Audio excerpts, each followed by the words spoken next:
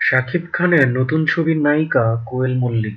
ইতোমধ্যেই কলকাতা সহ পুরো পশ্চিমবঙ্গ ছুঁয়ে ফেলেছেন বাংলাদেশের শাকিব খান। ছুঁয়ে বলতে ভক্তদের হৃদয়ে ছুঁতে পেরেছেন এই দেশি সুপারস্টার। সাকিবের কদর বেড়েছে ওপারে, আর এ কারণেই সাকিবকে নিয়ে এবার নতুন বাজি ধরতে যাচ্ছেন ওপারের শীর্ষ প্রযোজনা প্রতিষ্ঠান শ্রী ভেঙ্কটেশ ফিল্মস। তাদের প্রযোজনায় নতুন ছবিতে অভিনয় করতে রাজি হয়েছেন শাকিব খান। চলতি সপ্তাহে ছবিতে অভিনয় করার ব্যাপারটি চূড়ান্ত করেছেন শাকিব। সে কারণে এক ঝটিকা সফর শেষে দেশে ফিরেছেন তিনি। শাকিব খান বলেন, ভেঙ্কটেশ ফিল্মের সঙ্গে যৌথ প্রযোজনায় নতুন একটি ছবিতে অভিনয় করতে যাচ্ছি, তবে এখনও চুক্তিপত্রে স্বাক্ষর করিনি। ছবিটির শুটিং শুরু হবে আগামী 15ই মার্চ থেকে। ছবিটি পরিচালনা করবেন রাজীব বিশ্বাস বলে তিনি জানিয়েছেন। ছবির নাম বলতে ইচ্ছুক নন শাকিব খান, শুধু বললেন সময় মতো সবই জানতে পারবেন।